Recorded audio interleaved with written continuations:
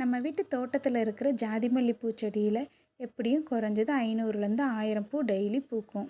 ஆனால் இந்த கார்த்திகை மார்கழி மாதம் அதிகமாக பனி இருக்கிறதுனால பூவோட எண்ணிக்கை குறைஞ்சிருச்சு.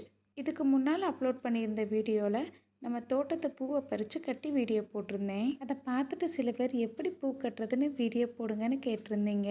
நிறைய பேருக்கு எப்படி பூ கட்டணும்னு தெரியும். பூ கட்ட தெரியாதவங்களுக்காக எனக்கு தெரிஞ்சதை நான் சொல்கிறேன்.